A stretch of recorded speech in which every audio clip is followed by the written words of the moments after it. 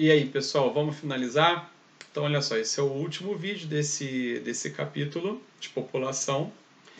Deixa eu pegar aqui o telefone, porque eu estou acompanhando os slides, como eu falei para vocês. E aqui a gente vai finalizar falando dos setores, né, de atividades que a população acaba se organizando ali, né?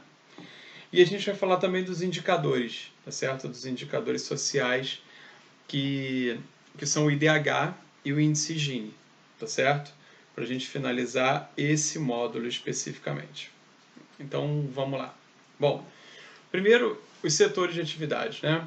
O setor primário, que é a agricultura, o setor secundário, que é a indústria, o setor terciário, comércio, serviços, lazer, entretenimento e tal, e o setor quaternário, que é o setor de pesquisa e desenvolvimento. Bom, hoje, a maior parte das pessoas está concentrada no setor terciário. A maior parte das pessoas que vivem em cidades hoje, né, a maior parte das pessoas vivem em cidades, elas trabalham no comércio, nos serviços, trabalham como professor, como médico, advogado, engenheiro, trabalham como vendedores de loja, trabalham no banco, trabalham no shopping, certo? Então a grande maioria das pessoas trabalha, no setor terciário.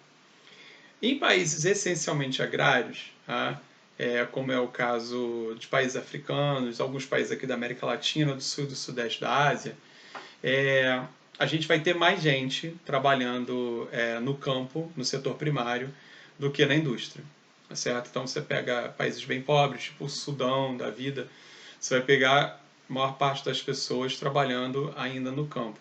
São países que dependem muito ainda da agricultura e é onde você tem a maior concentração de empregos, certo? É no setor primário, produção agrícola mesmo, produção ainda não tão mecanizada, que ainda precisa de mão de obra e tal. Bom, o setor secundário, que é o setor da indústria, a gente sabe que está precisando cada vez de menos mão de obra por conta do processo de mecanização e por conta do processo de robotização. Então, assim, a gente já teve grandes potências industriais, como os Estados Unidos, que tinham aí uma bela proporção de população vivendo, trabalhando no setor secundário. E isso hoje é cada vez menor, né? Por conta da natureza mesmo da atividade industrial. Ela está diminuindo a sua demanda por mão de obra. Você pega um robô, né, que substitui aí tranquilamente 100 funcionários. Não estou exagerando. Né? Só para vocês terem uma ideia, Detroit, nos Estados Unidos, já chegou a abrigar uma fábrica da Ford, montadora de automóveis, que tinha 120 mil funcionários. 120 mil funcionários. Tá? Então imaginem só que loucura. 120 mil funcionários é bem mais do que a população de várias cidades do interior do nosso estado. Certo? A fábrica de automóveis da Volkswagen em São Bernardo do Campo, em São Paulo, tinha 12 mil funcionários. Chegou a ter 12 mil funcionários. Vai fechar, né, no final do ano. Já anunciou que vai encerrar as atividades. Então, olha só que loucura. Uma fábrica hoje assim, de automóveis, aqui no Brasil, padrão, vai ter algo em torno de 800 a 1.000 funcionários. É um número bem pequeno para o que se tinha no passado. E a consequência disso, para a estrutura da população, é que você vai ter menos gente empregada nesse setor, certo? No setor terciário, você vai ter muita gente vivendo do mercado informal, né? É o camelô, você vai para o calçadão de Bangu, você vai ver um monte de gente ali no informal. Tá? E até mesmo no ilegal, como vocês sabem muito bem, hein? Informal barra ilegal. Esse limite entre o trabalho informal e o trabalho ilegal, ele é muito tênue. Por exemplo, você vai ter um motorista de transporte alternativo. Ele pode ser informal, ele pode estar lá regularizado, bonitinho, ter os documentos, mas é informal, porque ele é o seu próprio patrão, ele quem dirige a van, ele que tem que correr atrás de manutenção. Ele não tem o registro na carteira assinada, né, especificamente.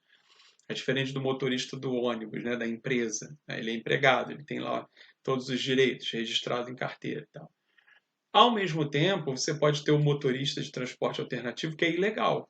Ele dirige uma Kombi ou uma van ilegal, não tem documento de nada, certo? Então, perceberam? Mesma coisa o camelô, ele pode te vender algo que é legalizado, que tem nota fiscal e tudo, né?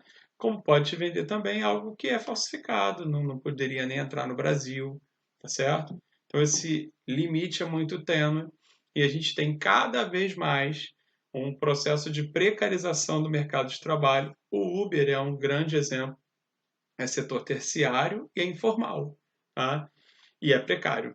Precário porque se o cara ficar doente, ele não tem nenhum tipo de segurança. Ele não tem o salário certo, né? O dia que as corridas são boas, é legal, é ok. O dia que as corridas não são boas, ele volta para casa com menos grana. Então, há um processo de mudança no mercado de trabalho e uma mudança para pior, tá certo? De precarização. E isso vai se refletir diretamente nos índices de desenvolvimento humano e distribuição de renda, que são o IDH, tá? Que vão colocar no topo do ranking aí os países que oferecem mais qualidade de vida para a sua população. O primeiro do ranking é a Noruega. Tá?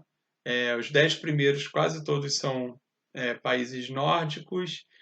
Noruega, Islândia, Finlândia, Dinamarca, estão sempre ali no topo. Austrália, Canadá, não são nórdicos, né? Austrália na Oceania, Canadá na América do Norte. Alguns europeus não nórdicos, como a França, aparece ali, tá certo? Então, essa galera o Japão, são as figurinhas meio carimbadas ali do topo do ranking do IDH, certo?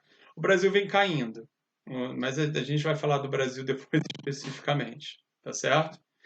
O outro índice, o outro indicador é o índice Gini, que mede a desigualdade de renda. Tá?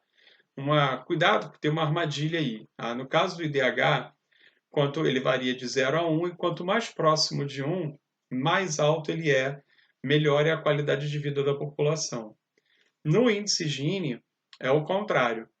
Ele também varia de 0 a 1, porém, quanto mais próximo de 1, maior é a desigualdade, tá certo? Então, quanto mais alto for o índice Gini, pior para a população do lugar, pior para o país, tá certo? Então, pessoal, desse capítulo, por mim aqui das videoaulas, a gente está zerado, tá certo?